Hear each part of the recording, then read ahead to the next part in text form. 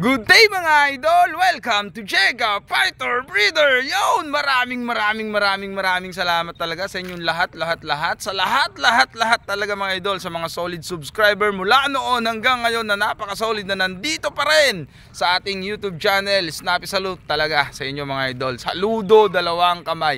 Sa mga talagang bago-bago lang napaklik, sa mga yun lang napaklik mga idol, maraming salamat. So yon, buo pa rin talaga itong ating YouTube channel. Then ikukwento ko sa inyo yung mga tinatanong nyo mga idol, karapatan nyo malaman kung bakit ako nawala ng napakatagal na panahon. Okay? So sa parang sobrang tagal, no? Actually mga idol, kwento ko lang na mabilis kasi hindi nyo na makikita dyan yung mga iba't ibang uri na mga content topic na ginawa ko, video. So ito mga idol ay naka-private na yon. Then ang gagawin natin dito is puro dun sa hilig, sa passion na lang natin ang gagawin kong content. Okay? So yon mga idol, no? Sa mga nagpapa-shoutout, pasensya na kasi nalilito ako. Mga idol, tapon-tapon, patong-patong yung mga comment mga idol. May 6 months, 5 months dahil sa sobrang tagal, hindi updated yung aking mga idol, inaayos ko pa. So yun mga idol, nung araw ng Disyembre nung nakaraang taon mga idol, ay pumunta ako ng Iloilo. So para makipagsapalaran sa buhay mga idol. So magninegosyo kami. So kung naalala nyo si Spoke the Explorer, okay, yung aking kaibigan, kumpare, kapatid na rin, okay, nakasama ko sa opisina dati nung kami nagtatrabaho.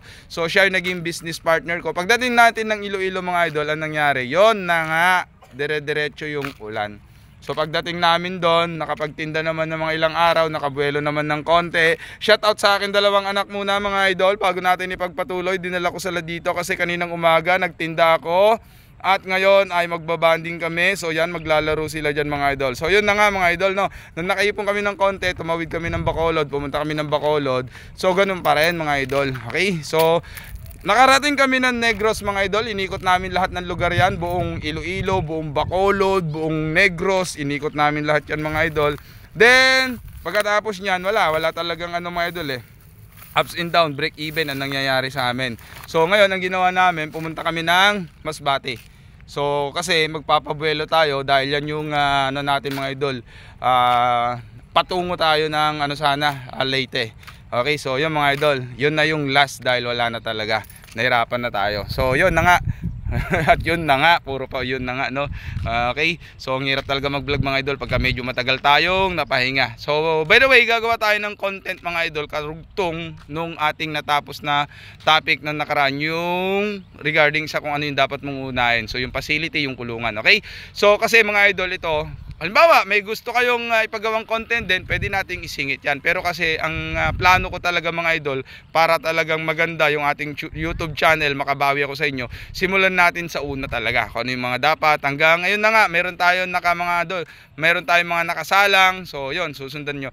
Ngayon syempre, kung meron ka ng facility, meron ka ng kulungan, kailangan mo na nang ilalagay dyan mga idol. Okay, so ang masasabi ko lang dyan mga idol, hindi naman necessary talaga na kumuha ka ng mga talagang yung mga alam na natin, yung mga talagang matataas yung presyo, mga kilalang kilala. Actually, nung unang panahon mga idol, for your information, yun no? Nag-i-English pa So, bago ka makabili ng mga imported, kailangan kasali ka sa isang asosasyon. Okay? So, ngayon mga idol, hindi na ganyan. Ibang-iba na ngayon. Okay? So, kahit mga backyard, basta merong ERAP, okay, alam nyo na ibig sabihin, matic yan, magkakaroon. Basta meron kang kaibigan na mga nandoon sa ibang bansa na meron ditong alaga, pwede kang magkaroon ng talagang gusto rin natin. So hindi lang naman doon mga idol. Sa madaling salita, kailangan quality ang iyong magiging pundasyon.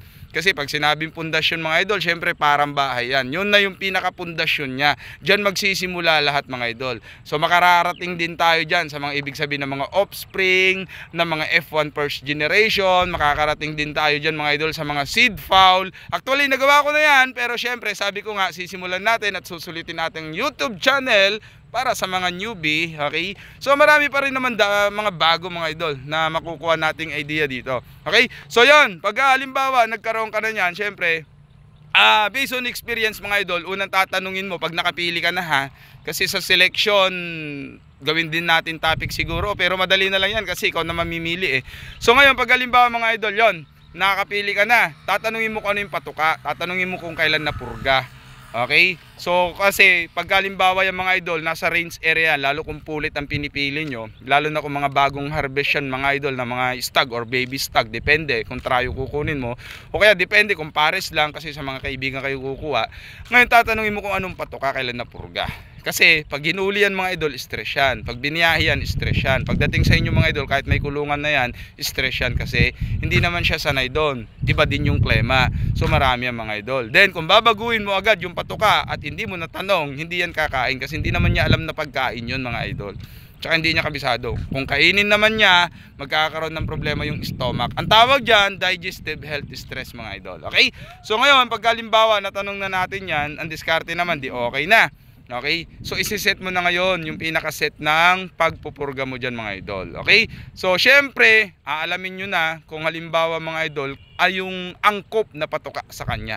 Okay? So syempre, pag halimbawa mga idol, kulang sa katawan, pellet yan. More on protein loading.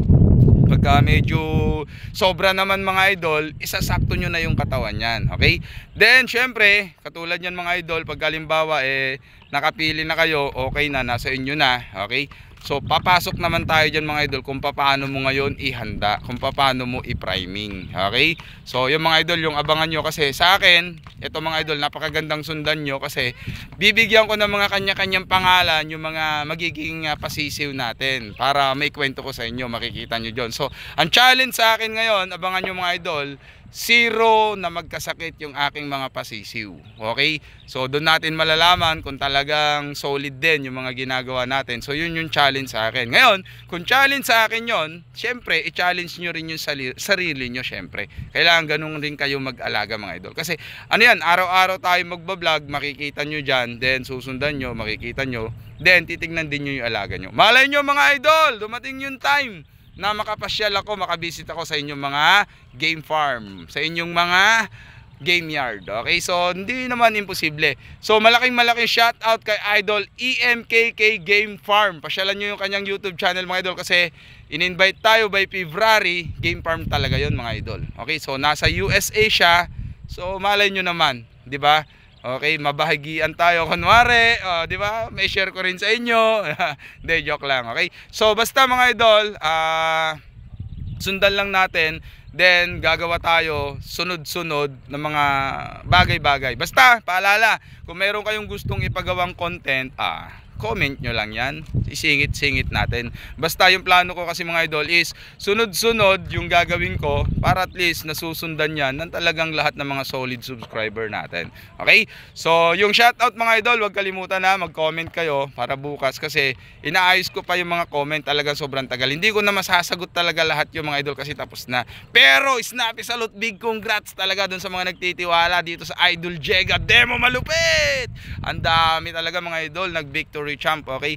So yung mga nagtatanong sa akin Facebook page lang ang aking ibibigay mga idol dahil hindi ko alam yung actually hindi ko pa nare-recover yung password niya dahil nga mga idol yung cellphone ko dati nung umuwi na ako dito mga idol pala, hindi ko yata naikwento kanina, so nalaglag nga ng anak ko yon kaya natagalan akong hindi talaga nakapag-upload. Kaya na hindi rin ako makabili ng bago cellphone, hindi ko rin maipagawa, ayun, so talagang matagal. And then 6 months ako nawala, bumawi ako sa kanila, ako yung nag-attend, sundo sa school, then pumunta ako ng Paniki Tarlac mga idol, naganap ako ng stock, nagbike lang ako noon, no, mga first week pa lang ako dumating.